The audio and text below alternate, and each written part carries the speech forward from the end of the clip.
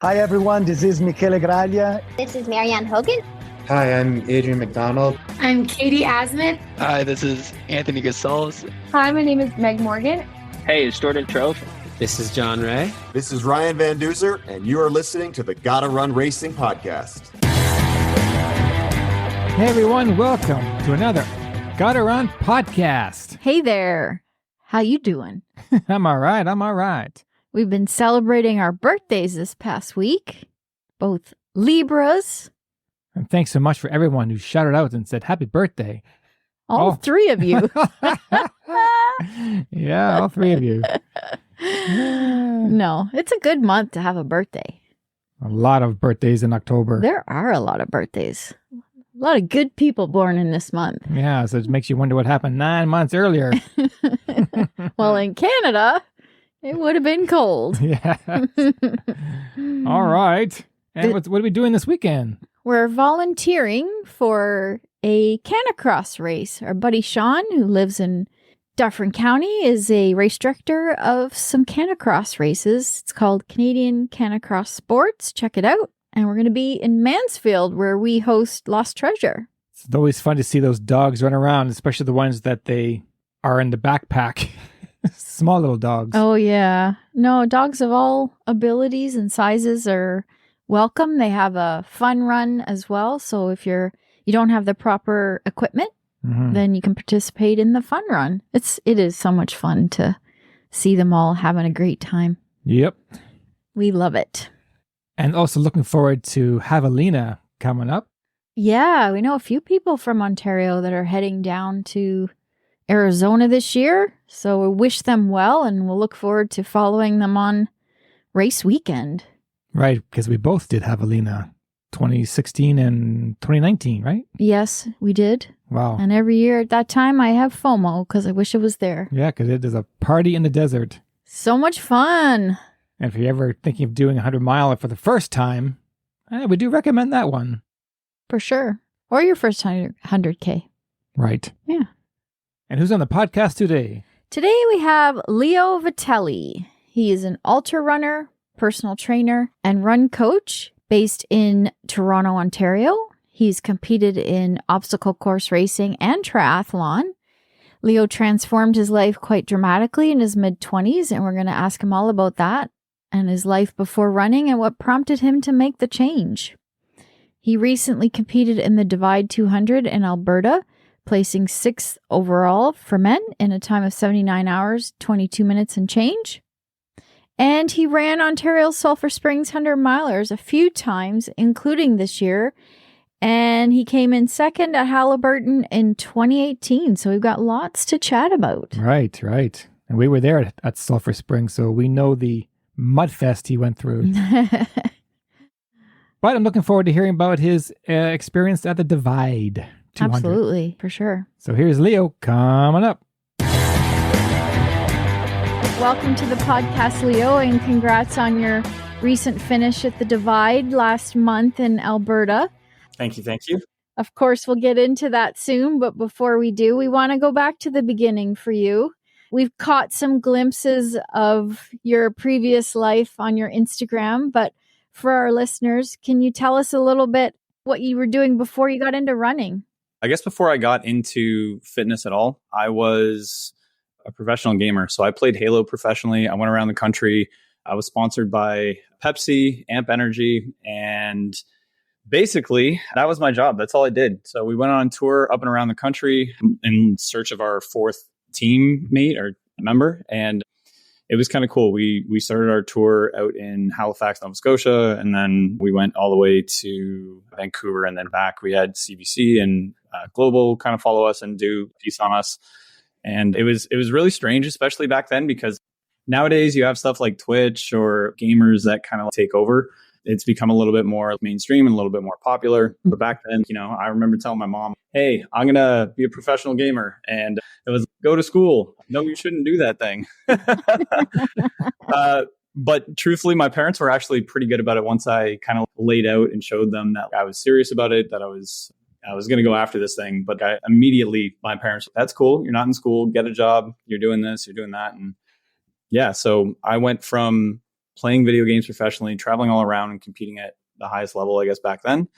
And then when gaming ended, I had no idea what the heck I was going to do. If I'm being completely honest, I had no idea the direction my life was going to take. Big thing was when I started, I was 6 foot, I'm 6'2", and I was like 120 pounds. I couldn't run to the end of my street. So this is me at like 22. So everybody in fire was starting to get fit. We had fit tests and we had a fitness class and stuff. And no matter, I was just at the bottom of the barrel. I was not capable of running more than 3 minutes without being winded. And we signed up for this obstacle course race. I think it was back in like 2011. Tough Mudder. Yeah, Tough Mudder. Yep. Back then.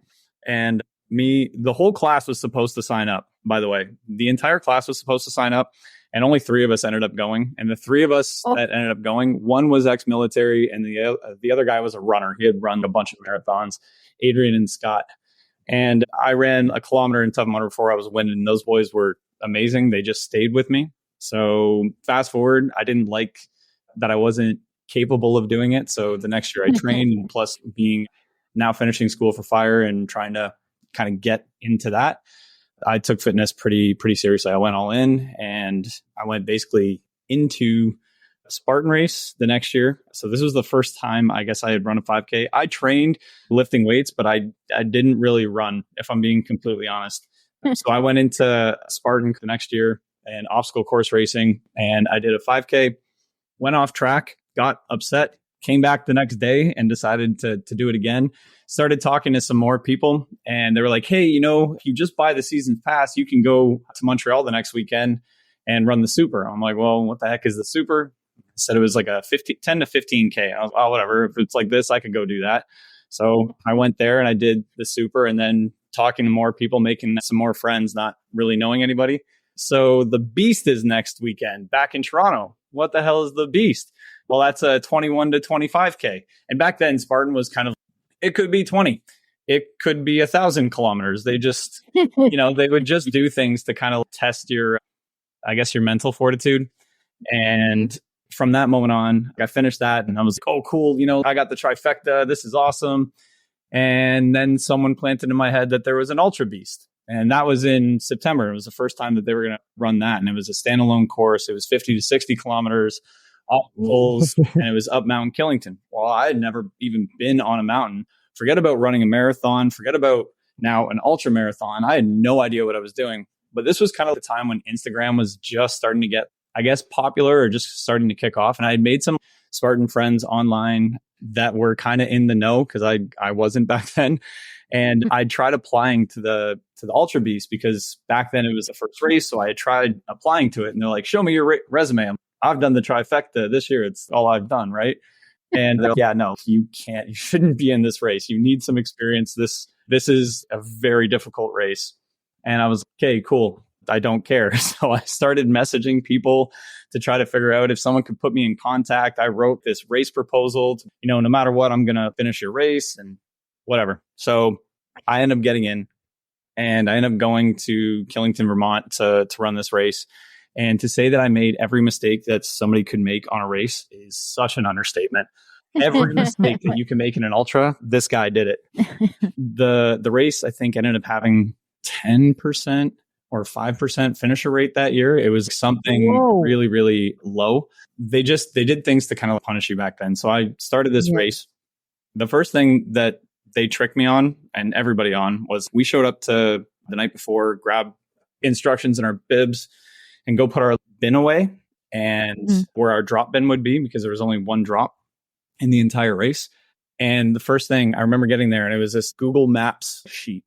And the Google Maps basically had where the drop bin was. And I'm looking at it. Where the hell is it? I'm not from here. There's no roads. It's just a picture of a forest. What are these guys doing to us? So I asked the person that just checked me in. I'm like, hey, where the heck do I go? And the first thing that they said was, take a look at the damn sheet. And I look at the sheet and it says, if you ask anybody, you're going to be DQ'd. And I'm like, okay, well, the race just started. That's cool. So I drive out of there, and I remember talking to somebody at a hotel, and they told me kind of where it was, where people went. So I found it, no problem. Came back the next day. So this drop bin was supposed to be at mile 8. And this wasn't like a typo or anything, but it was closer to mile 20. So Whoa. the drop bin where I had like all my extra food, I brought a couple bananas on me. My go-to race food for the longest time has been baby food. Maybe we'll talk on that later. But I had like a bunch of food and stuff. And at one of the first obstacles, I popped my water. So I was out of water. The race started out, it was 9 degrees. I think by the end of it, it turned something to like 2 and then snowing on the mountain at one point. And this was in September, so we didn't really expect it. But I bonked. I blacked out in the woods. I don't remember what happened for like 45 minutes just because I was completely out of food and I was lying there. No idea what the hell was going on. I was doing pretty good too for where I was in the training and everything. And then next thing I know, somebody's kind of shaking me and waking me up and they give me a gel. I make it to my drop bag, which was not even a kilometer away from where I was. I had just taken a little dirt nap. That's all. And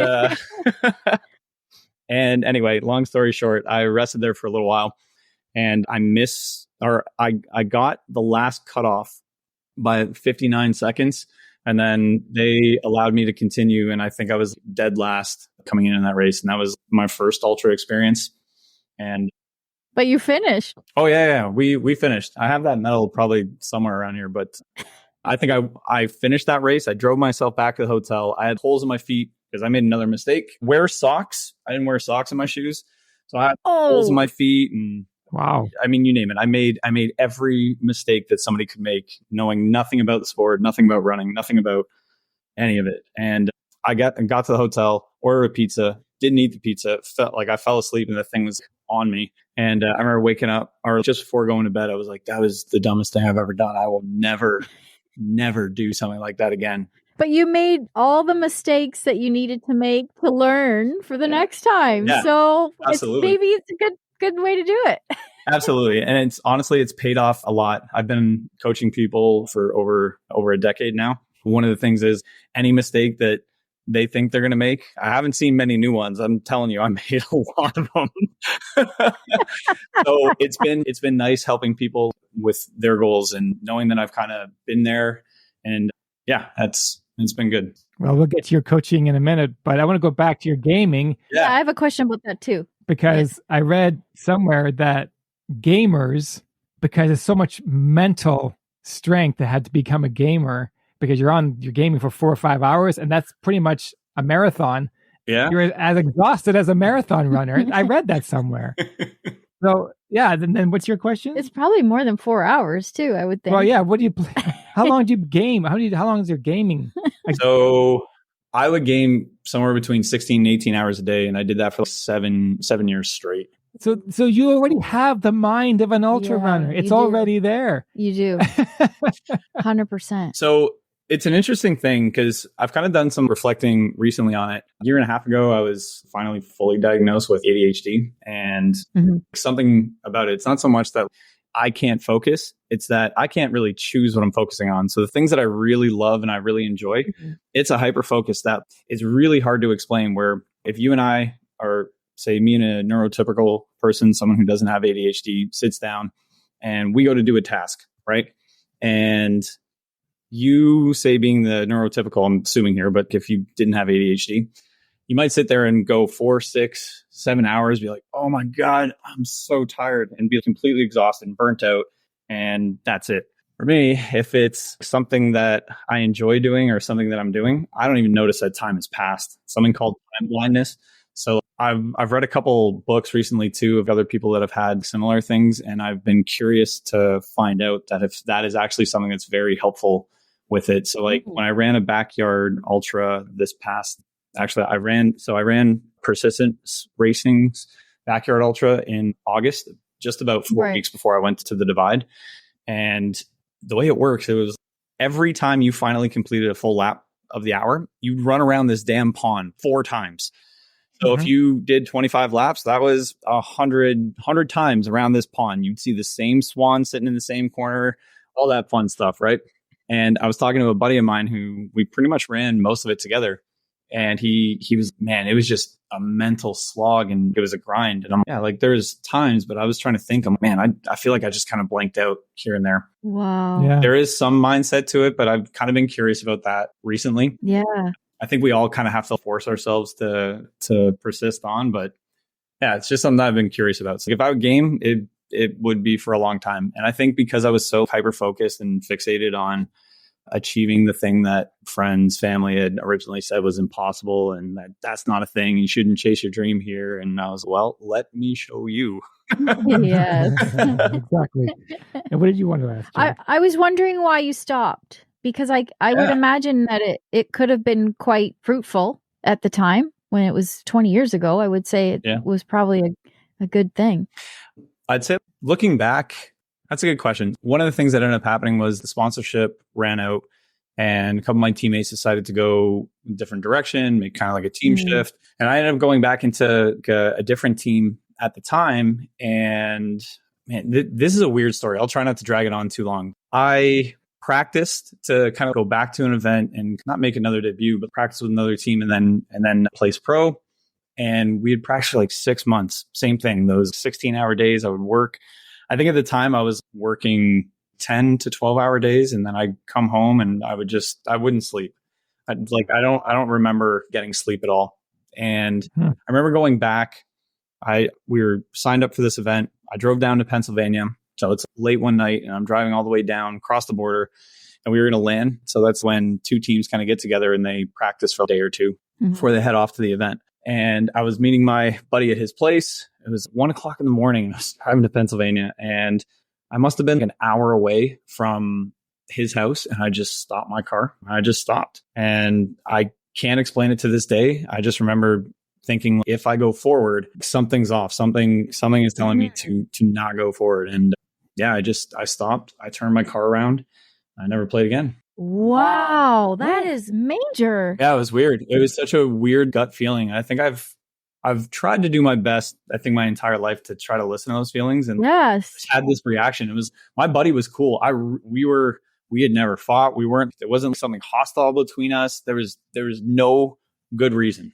I still can't pinpoint it to this day. It was just, that wasn't the right direction. So I flipped the car around, turned around, and the border didn't like that. Where'd you go? Oh, I was here for an hour. Oh, you came back in an hour. Excuse me, sir. Pull in here. Yeah. Dogs come out. I've done that a few times.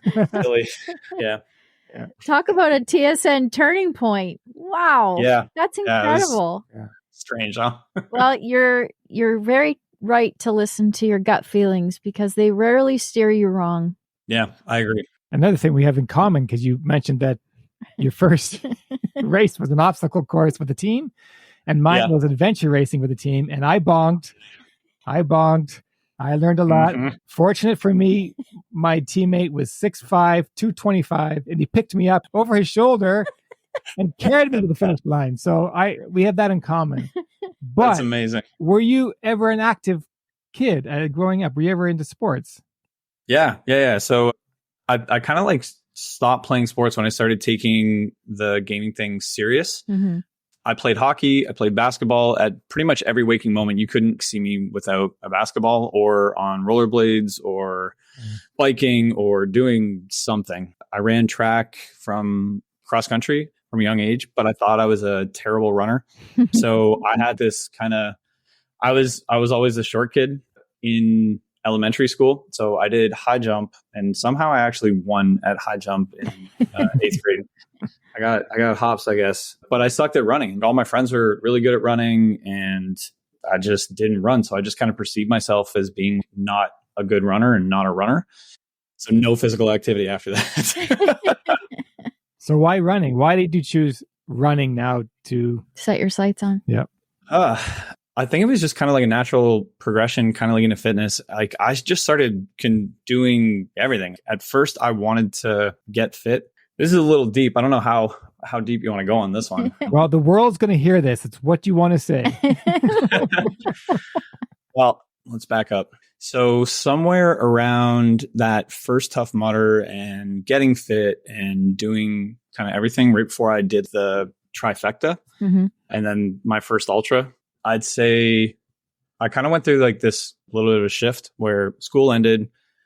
My mom and I kind of had this cleaning business, and then that kind of tanked and everything was just kind of really messed up. I went through this really crazy breakup that was definitely more about mental health. Okay. Not the reason why we broke up, but definitely an issue on mental health there. I found myself homeless for a little bit, living out of my car and just Trying to figure things out. Yeah. So I've always been optimistic. I've always been like this positive person. And this was kind of like the first time in my life where I just couldn't get a handle on myself, my feelings, and everything that was kind of at me. And I think for the first time in my life, that was, definitely a very dark moment where I thought some things that I wish I hadn't thought. Mm-hmm. And I remember waking up the next day because it was just one bad night. I remember waking up the next day and I was so defeated with that feeling. I felt embarrassed. And I remember watching this YouTube video, oddly enough, and it said the right things at the right time, making me go, man, this isn't me. And I just decided I was going to get fit in the next 60 days. I'm going to do two things. I'm going to find something to be grateful for, and I'm going to work out. And that was it. That's all I did. So for the next 60 days, that was the life mission, was just trying to find something I'm grateful for and then work out and then do that again, just do that again and again. It didn't have to be right. It didn't have to be perfect. I didn't even know what I was particularly doing, but that sparked everything. And then that year it became racing, and I went into racing pretty heavily. It was just, this is so much fun. I didn't really have many of my old friends because they were all into gaming, and now I was transitioning. So I'd show up to these races and I would just start talking to people. And the next year I went into Spartan. I think this was, or whenever it was, like a couple years later, I went back to that same Ultra Beast race that had completely shattered me. I was like, not this time. And then Joe DeSena, the creator of Spartan Race, kind of put out an email saying anybody who can do this race in 12 and a half hours gets a season's pass. This race is not completable in 12 and a half hours. Most of you shouldn't even complete it. Don't try. And I was cool. I'm in. Sign me up. So trained the entire year for it. Super excited to go to this race, and I had food poisoning. Oh, so no. That was fun. So we had a very fun experience again at Mount Killington. But somehow I dragged myself across that line in 12 hours and like 20 minutes. Wow. It was like one of 20 of us did it. Amazing. And I don't know how that happened. And then that season's pass, I did 50 or 60 races the next season. I don't need to pay for any of these races. I just need to find a way to get there. So that's what I started doing. Any spare time that I had, I went to these races. I had this free season's pass. And then from there, I went into a couple adventure races. I tried doing GoRuck Selection, which is like a 48-hour military endurance event. Oh, wow. Where like the Navy SEALs basically just beat you up.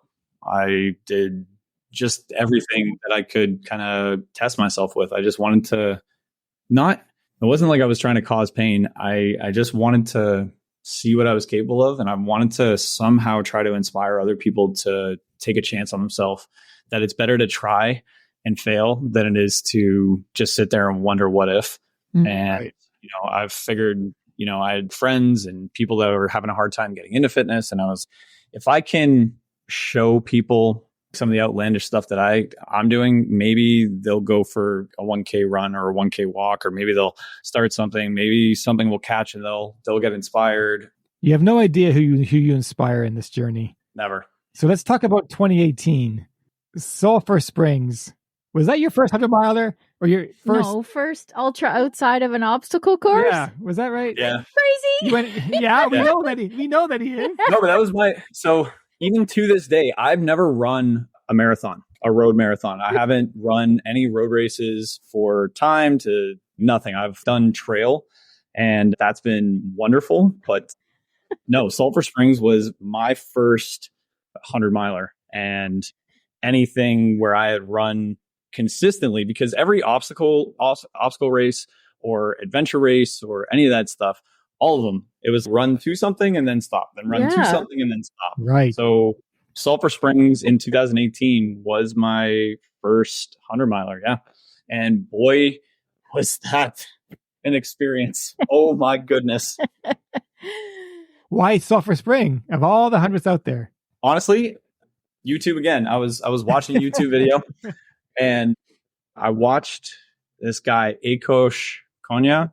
He's an ultra runner. He was doing Badwater, and I'm watching this whole story. I'm like, this is this is incredible. This looks like so much fun. This looks a test for reference. I don't think I ever want to do bad water. I say that now, but it's the heat. Yeah. I'm not built that way.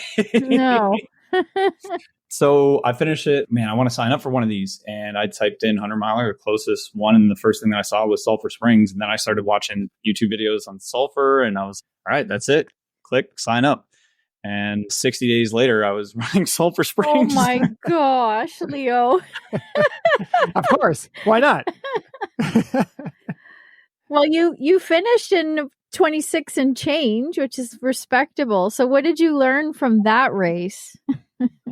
The story behind that one, I was in first on lap 5, and I was ahead of Julian by 40 minutes or so. Wow. So I was doing really well, and I tore my hamstring. Oh, okay. So the 26 hours was the other 21 and a half hours that I limped, crawled, walked backwards, and had pity parties for me. You know, at Sulphur where you cross over the road for the first time with the first couple K, you have that big rock that's sitting there just before you go up the hill.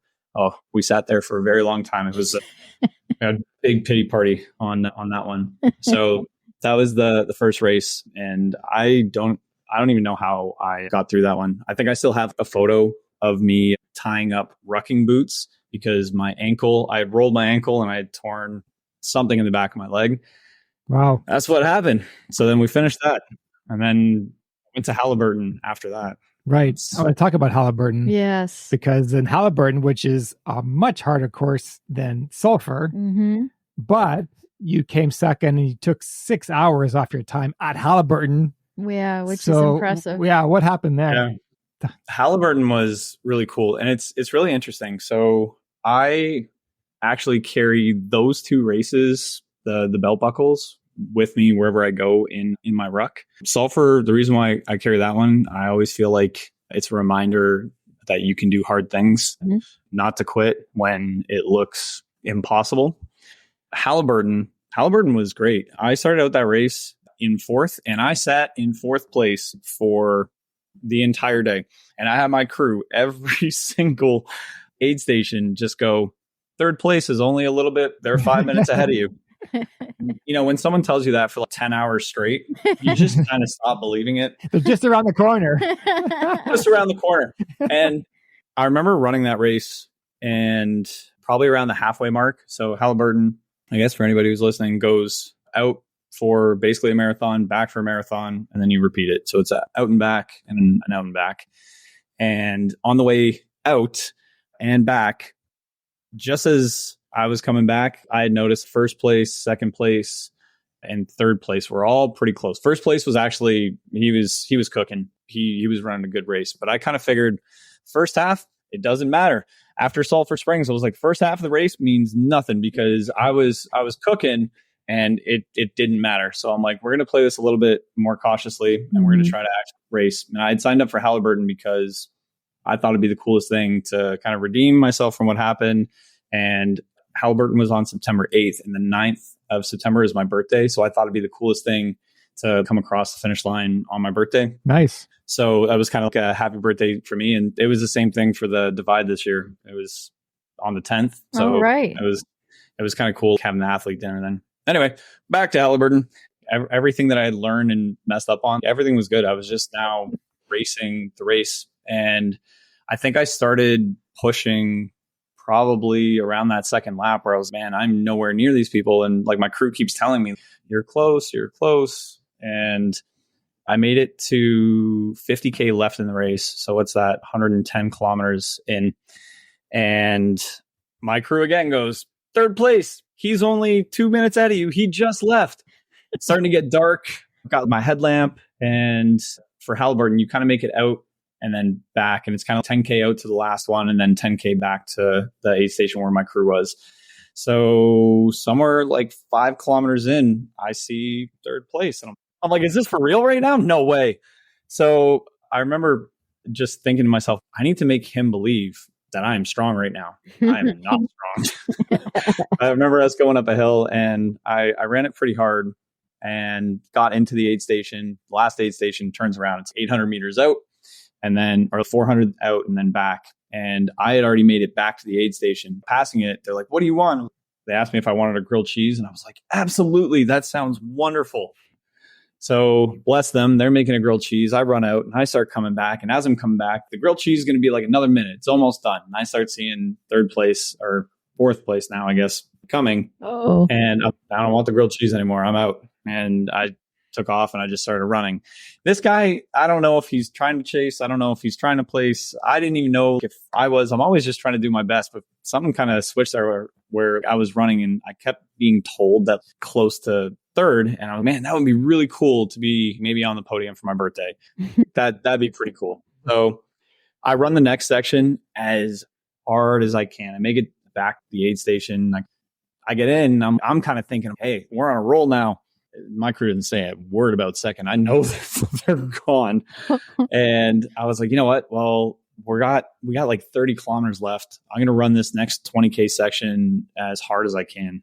I left a little bit in the tank. I'm just going to keep going. I made it to, I think it was like aid station 4 or something like that. And there was 11 kilometers left.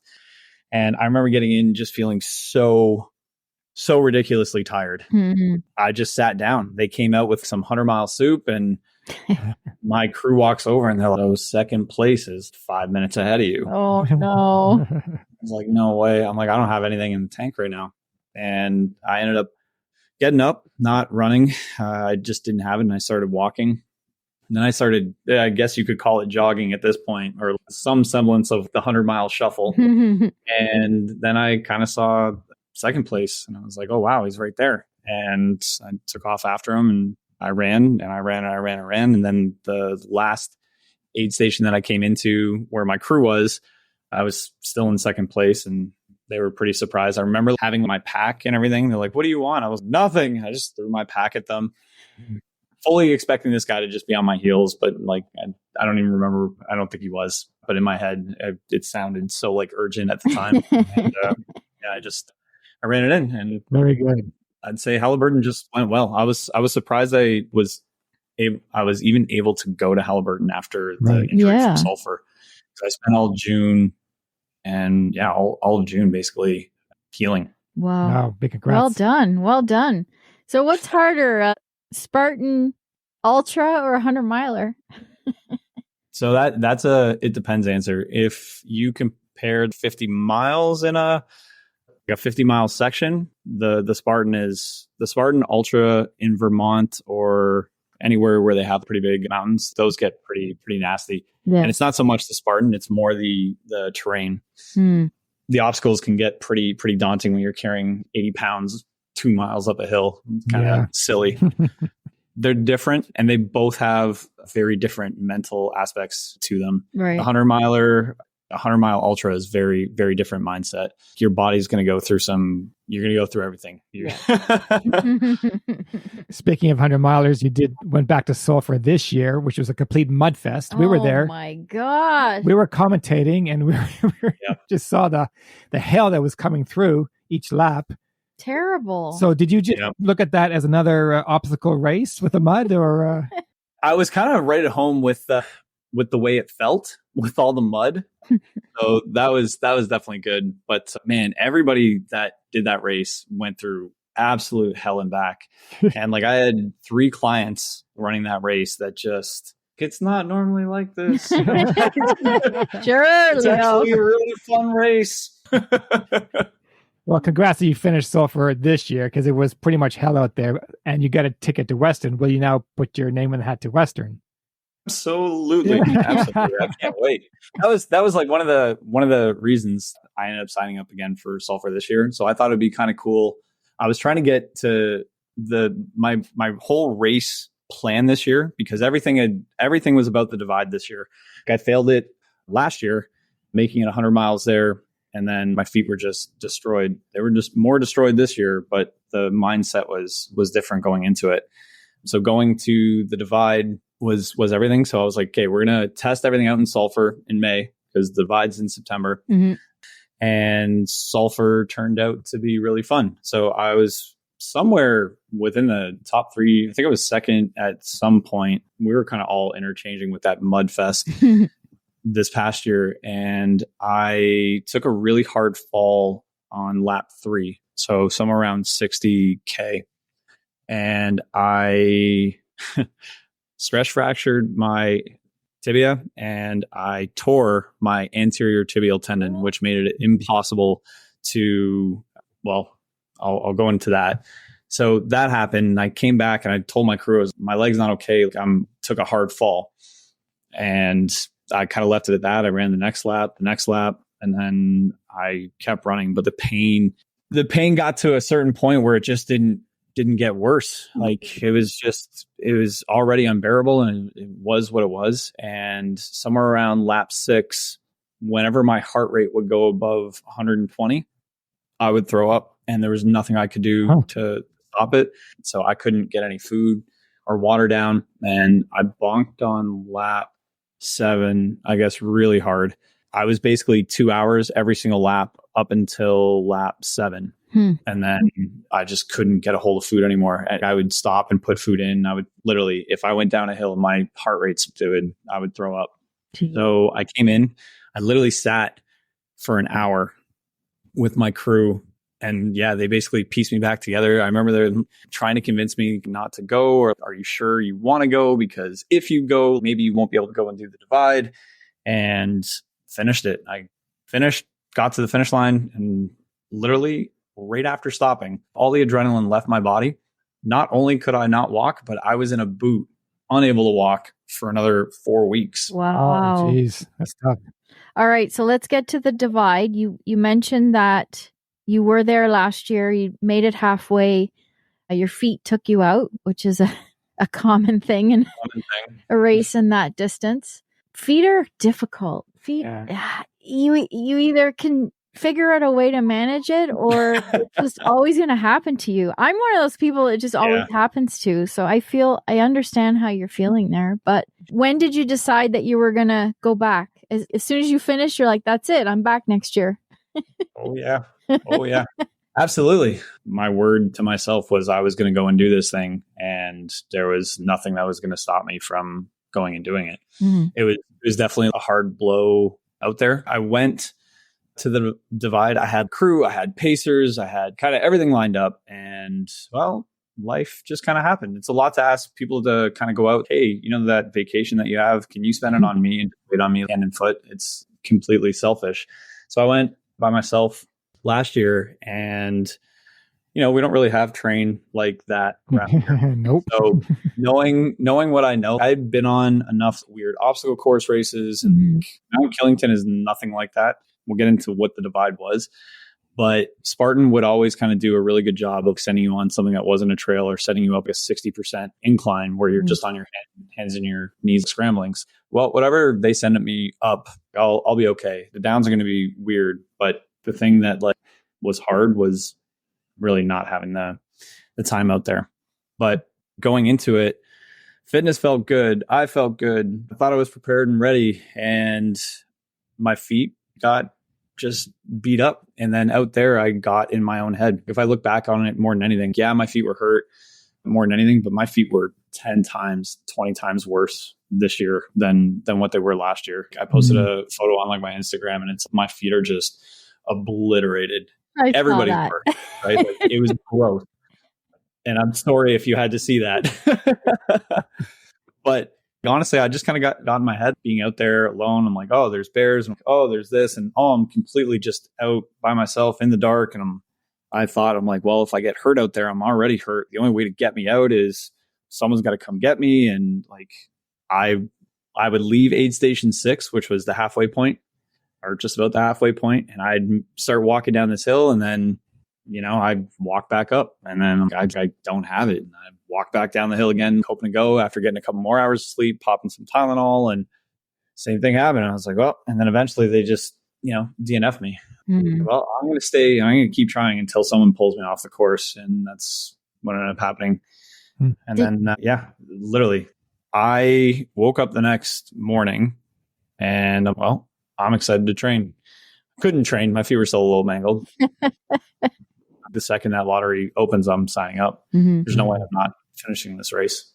So this year at the divide, Take us to the first 24 hours and to the point where you passed the point where you did not pass last year. How did that feel? Yeah, I mean it felt pretty good, but I'll be honest, in the moment I didn't even notice it. Looking back, yeah, that was cool, but I think truly like I didn't even notice where we were because the goal wasn't to make it there. It was to always get to the finish line there. The first 24 hours of the race were amazing. We had good weather. Adam and I actually decided to run it kind of together for the first one and trying to kind of keep ourselves in check a little bit rather than just kind of going out hot and moving too fast.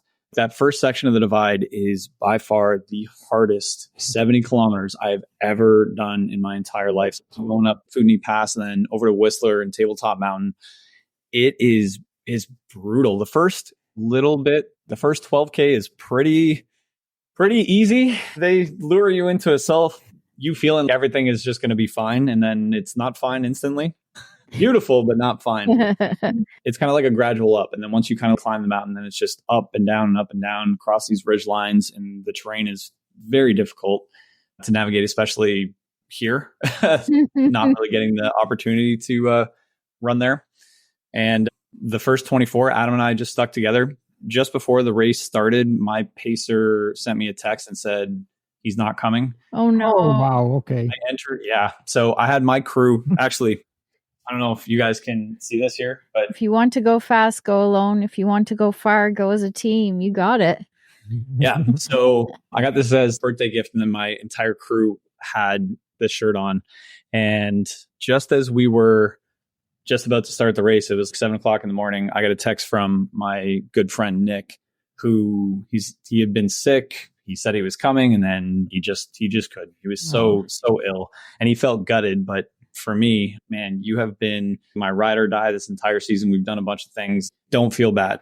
But I did kind of have to wrap my head around it going forward. So Adam and I, our plan was to stay together until aid station 6, which was where I made it the previous year, roughly just a little bit shy of 100 miles. And then after that, Adam was going to have a pacer, Jody, and they were going to run. And if I was around, then, I'll stick with them. If I was whatever. So the first 24 hours was great. Adam and I, basically, it was like an adventure. We had done it. We had talked. We were talking to friends and other people we had met, and we were pushing each other throughout it.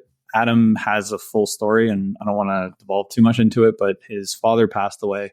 And the previous year, he was going up the mountain. There's no cell service anywhere. We're all wearing our in reaches so we can communicate with HQ if something goes wrong. And somehow he got service last year, and he was able to speak to his father going up that mountain.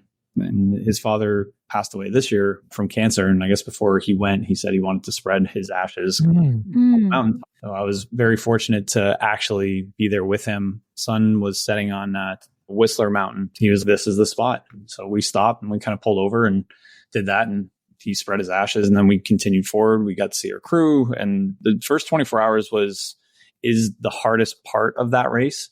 Well, physically. Right. But yeah, after that, things kind of started to get serious. We made it to aid station 6. Honestly, everything was pretty good. I think there was one little pity party or frustration. This is for anybody that's run 100 miles or a long distance. Don't think about the finish line. Don't think about how far the next aid station is. The only thing that you can control is taking another step in front of you. So just take another step. And it was when we perceived that one of the aid stations should be right here, and it wasn't, that we were just losing it. We were hungry. We were out of food, and we were saying all these things. It was supposed to be 30K, not 32K, and we're freaking out. And we have so far to go. It's 2K doesn't matter at all. But when we got into that headset, that it should have been somewhere. So we reframed. And I think it was like the first time we got a little nap. I think we were just a little cranky. But we had a nap. I think I was asleep for 20 minutes, and Adam was probably asleep for 20 or so. And then up we went. Onward past 6, but all the way up until 6, I think it was a lot of hard moments from the terrain. But honestly, we were making friends with people. We were doing our own thing, and we were just kind of framing ourselves. Okay, let's settle in and let's get ready for this, because this first day doesn't matter. When did the rain start? I guess the rain really started to pick up on the second night. So that would have been somewhere around 36 hours. Okay. 36 hours into the race. So we pick up Jody. We're leaving 6 and we're going to 7. There's 13 aid stations total. And then the 14th would be the finish line. Mm-hmm. And all of them are pretty far spread out. Most of them are 30K away. Sometimes you don't get to see your crew for over 60K. And we were, it's a little gnarly. And 60K there. So I'll give you an example. So we're leaving 6. My crew goes, who is also crewing Adam.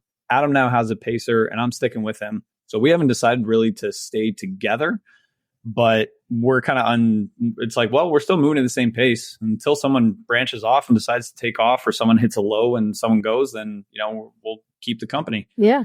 And we started talking to Jody, and she's fucking great company. She had done the divide last year. She had finished, I think I'm pretty certain that she finished in 90 hours or something, but she had a whole time herself, as we all do. And she was great company. So I'd tell my crew, hey, I think we're going to be around 6 hours to make it to aid station 7. So they can make it to 7. No one could make it to aid station 8. So you'd be on your own. And then 9 would be crew again. So it was supposed to go crew, no crew, crew. Well, we make it there in 5.5 hours. So we're a little bit early. And my crew had to drive 2 hours to try to get here. And then it'd be 3 hours back to where our Airbnb was. And well, we show up. It's just becoming nighttime. They have our cold gear. They have our food. And we make it into this aid station 7. And I'm yelling, Jason, Tina, Damon. I'm yelling at my friends and no one's there. I'm like, that's not like them to not be here. Are they okay? Did they make it? So Adam's kind of freaking out because they have Adam's stuff. They have my stuff. Jody, we have her for like 18 hours. And then she was going to pace for 18 hours, then go work on the farm with horses and everything like right after. She's a psychopath. She's metal. And I'll tell you about Jody right now. If it was not for her, I don't know where we'd be. I just have no idea where we'd be. So we get into 7, and basically what ends up happening is we're trying to look for our crew. We don't have it. So now we're just trying to use whatever we can to get warm. It's just started raining and the sun is just going down. So I'm assuming it's 8 o'clock or so right now. Nighttime is just starting, and Adam's kind of freaking out. He doesn't have his stuff. He's calculating in his head. I'm trying to calculate, and the crew goes by and, have you seen so-and-so? No, we have Wi-Fi here. We are in the middle of nowhere. How do you have Wi-Fi here? That doesn't even make sense to me. So sure as hell, they have Wi-Fi. And I got on my phone real quick and I sent a text. Like, hey, where are you guys? And as they went to respond, they didn't have service. So half hour goes by and we're all packed up. And Adam comes up and he's, hey, are you ready to go? We got to go because we only have Jody for so long. It's starting to get dark. We got to get a move on. And I just looked at him. I'm ready. And then my phone rings and, it's my girlfriend. She calls me and where are you guys? We're like 30 minutes out. I'm like, I don't have 30 minutes. Got to go now. If I don't go with Adam, then I'm going to be out in the dark. This is already 48 hours or 36 hours. I'm starting to get tired and I can make bad decisions. It's not that I can't go alone, but I would much rather go with somebody or at least with someone. So, okay. So they felt gutted. They had a little bit of a mental breakdown because they felt they had let us down. We were there super early. Yeah. And they had to go so far. It was just the circumstances. Sure, so we went with the cards that we were dealt with. And this was by far the worst part in the damn race for me. Usually nighttime is where I have a lot of energy. And then in the daytime, I'm usually a little bit more, especially morning. I'm really tired. Even on day 2 morning, I was tired and then I was just a mess. So we start going, and that section from 6 to 7, Jody was awesome. She was talking to us. We're all laughing. We're all having fun. Everything's good. And then she recognized right away that we were not okay going in 7 to 8. So now we haven't seen our crew since 6 and we're not going to get to see them until 9. So we went without crew for 18-ish hours or so. So none of our proper stuff, couldn't get a hold of any of the things we had packed or prepared for. Our plan just went to shit. Mm-hmm. So now we don't have some of the food that we have. It's starting to get cold, 2 or 3 degrees as we're kind of trudging along. It's raining on us like crazy. Jody is wonderful. And anytime we would start to get close, she would just drag herself away. And it was perfect because it didn't allow us to, we already felt sorry for ourselves. We were starting to have those bad thoughts that kind of creep into everybody's head when they're running. And she just kept us honest. She just kept pushing us forward. We were always just chasing somebody. And I was in front of Adam. And the best way I can describe it is if you blurred your camera just where your eyes won't focus. Yeah. I was literally just power hiking up this switchback behind Adam, just unable to keep my eyes open. There was just nothing I could do to keep my eyes open. I'm almost falling off the mountain. Then I noticed Adam's kind of starting to do the exact same thing. We're just kind of moving back and forth. And this goes on. Literally, if I stop, they're going to keep walking. And I'm going to be here. I'm just going to be here by myself. And I don't want that right now. So I'm just keep moving. Some point, Adam almost falls off the hill. hours later, and I'd say fall off. It wasn't like we were on a ridge or anything like that, but the switchback kind of had an aggressive drop. Yeah. And it looked he was going to kind of go over. It looked like I was kind of going to go over. And Jody is still, she's far from, she's just dragging us along.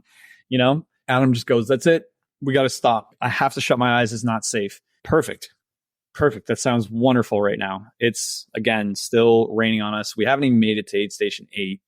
This is still in between 7. And it's like just this crazy. It was one of the hardest sections physically because it was just a lot of vert. And we pulled over and we had 5-minute dirt nap. I kid you not, 5 minutes. And we're on the trail, on the switchback. There's not any room for us. And Jody is kind of sitting over top of us and just watching us being, and 5 minutes goes by and she's, all right, boys, get the fuck up. Right. And I don't know what she noticed, but that's what we did. And we kept moving. That little nap was enough for our eyes now to be able to focus. We're still exhausted at this point. The sun's not up, so you're tired, but our eyes could focus on what we were trying to focus on. Yep. We start heading back down the hill. Cool. We've done the 4 climbs now. That's it. There was only 4. Yeah, there's only 4. Liars. Back up the hill we go. Why not? And Jody stops on our descent back down this one. And she just dead stops. And we finally catch up to her. And it's almost morning, just before the sun is almost about rising. And Jody goes, I think we're going the wrong way. Oh, no. 30K, we're at 34K, and I haven't seen a flag in a while. Oh, no. Adam and I have not, for the entire time, we didn't look at a single flag. We were just following Jody's light. That was it. We were following her. And our GPSs connect. We decided to go forward, and it ended up being lucky that we were just going the right way. Ooh. We make it to aid station 8, and I just needed sleep. And we try to shut our eyes just so we can kind of continue forward. And the sun kind of starts coming out. And Adam looks at me and he's, hey, we should go. Let's sleep at 9 because our crew is there. We can get proper aid. There's not enough aid here. The aid station had some Kit Kat bars, had some hot chocolate and coffee and water. And a lot of the time at these aid stations, they were filtering water from the rivers and creeks because you can't get out to them. Right. So I look at Adam and he didn't hear me when I said this, but I remember it vividly. Where, are you ready to go? And I need sleep. And he was, what? Are you ready to go? Absolutely, I am. I got up and I went with them. And we start this one and it's the sun's starting to come out. I'm kind of out of water and I'm filling up water and terrain is bad. Our feet are just so mangled at this point. Every step feels like, the skin and flesh is ripping away. And I mean, if you saw the photos, that's pretty much what was happening. Yeah. It was just our feet were so wet and we didn't have anything to change it. I didn't have the hydro wrap. I didn't have the Leuco tape to fix it up. I didn't have the Vaseline or new socks or the other pairs of shoes that I had. Everything was with crew. So we got to get going. But we start and then, we start seeing bear shit on the trails and it was wild to think that in that moment, I would not want to be by myself in that moment, seeing fresh bear shit when my mind is completely not right. Or imagining you seeing bears in your hallucination. Yeah, you could be hallucinating the whole thing. Yeah, absolutely. I never saw a bear. We saw elk. Some people saw like full wolf packs. Whoa. Took pictures of it. And I think I'd rather see the wolf pack from a distance than only see one wolf. That would be terrifying. Wow. Yeah, it was kind of scary. So we make it to 9. Jody goes to work literally, and then this is kind of where we get to see our crew. Fun fact about my crew: they were so worried about missing this aid station that they were there 7 hours early. 7 hours just partying in the truck, and we were not moving from this spot. Yeah, so then onward to, I guess this is now day 3 that we went into. How was the last 15K when you're feeling that, okay, you could start swinging the barn door? Oh my. I feel like there was so much that happened, even especially that day 3. We had just this crazy scenario where everybody started getting hypothermic. We made it to this one aid station. This was 11. This one aid station, all of us stripped, tried to basically get warm. And then when we left, I asked the volunteers for garbage bags because the rain was literally so heavy that it was getting into everything. So I got garbage bags. Me, Adam, my pacer now, Nicole, we found a pacer on Facebook. my girlfriend literally found a pacer that was supposed to be pacing somebody that their racer dropped out or DNF'd and then decided to pace us. So That was a whole other story. It was awesome. But we made ponchos, basically. Mm-hmm. And then on the way back, so that whole night, Adam was going through a lot of more of what I was going through on the second night. So it was just kind of like unspoken that we were not ever leaving each other at this point. Yeah. The third night, I felt pretty damn good where I was, I got a burst of energy. But Adam started tanking a little bit. And I'm like, he stayed with me on night 2. It's the same thing here on night 3. I'm like, I'm not moving from this. We're finishing this together. So the last little bit, I don't remember, maybe the first 11K. So last aid station, we had 24K and we had crew. I had food and I popped 3 Tylenol and then I hallucinated my ass all the way to the finish line. I made it to the top of the last climb of the mountain and I just remember nothing of it. Absolutely nothing of it. And then we made it to the road. Last 7K is kind of like a flat road into a forest. And then you're 2 or 3K run into the forest or something like that. And we were running, if I remember, a 5:30 to a 6 pace on that last little bit. We were super excited to get moving. Wow. Honestly, the last little bit, I felt pretty damn good, if I'm being honest. Just hallucinations were weird. Day 2, I saw a zebra come out of the forest and eat Jody. And day 3, I saw literally, the guy from Saw. Oh, that would not be good. Oh, it was so weird. I was with it. The first thing I said to Adam, I was like, Adam, I know this isn't real, but I want to let you know that I'm not in a good mindset right now because a zebra just ate Jody. And then I was talking to Nicole on night 3 where I'm, hey, I don't want to scare you or anything. I'm with it, but I see a Chucky doll. Why is it always bad things? I don't know. It was so weird. She was, well, that's terrifying. And I don't want to be your pacer anymore. Because remember, she had just met us too, right? Yeah. And that was... Well, pretty special that you finished it with your buddy Adam when it's easy to say at the beginning of a race, yeah, we're going to run it together and things go to hell. No. But you guys figured it out. And I'm sure from a safety perspective, that was the best thing to do. And congrats to get that monkey off your back. Yeah, the divide monkey. Absolutely. I was like, I don't want to have to do this again and again and again. Well, but now I'm go do it again. Well, we're running a little short on time, Leo, but we want to give you a couple minutes to tell us about your run coaching and your personal training business. So you have the floor for a couple minutes here. Let us know what that's all about. Yeah. First off, thanks for listening to the stories and having me on. But personal training, I've been doing it now for a little over a decade. Clients aren't limited to just running clients. I do online, and most of the stuff I do is in person out of a place in Toronto. Mm-hmm. So the Fortis, I don't work for Fortis. It's just where I train out of. Okay. It's a gym where I have most of my clients. And yeah, I'd say the biggest thing with getting to assist people in their fitness journey, I feel like I relate to a lot of different people, whether it's the person that's just trying to lose a little bit of weight and get moving, or if it's the person that wants to go tackle big outlandish goals. I've kind of done everything in between. I've done CrossFit for a while. I've done obstacle course racing, triathlon, ultra running now. I've done, I don't want to say bodybuilding, but I'm particularly good at body transformation right, both ways. But I think more than anything, one of the things that I tell all my clients is, you can tell me you don't want to, you can tell me I'm not feeling it today. The only thing that you can't say to me is I can't. Say I can't, we're doing double and I'm doing it with you. And that's going to be the end of it. I feel like it's more about the mindset. You could be totally right about not wanting to do something, and you can tell me you don't want to do it, and you can tell me where to go, and that's more than okay. Sure. I think more than anything, it's with my personal training business and coaching. I just want people to believe that they're stronger than they think they are and that they can do more than they think they can. And somebody said a really good quote to me a long time ago. It's, you don't inspire people by showing them what you can do. You inspire people by showing them what they can do, what they're capable of. And for me, I've kind of always hope to just make people believe that they can try. I would much rather someone try and fail than be too afraid to start. That's everybody that tries to run their first 5K or maybe graduate eventually to a marathon, or they drink the Kool-Aid and join us with the ultra marathons.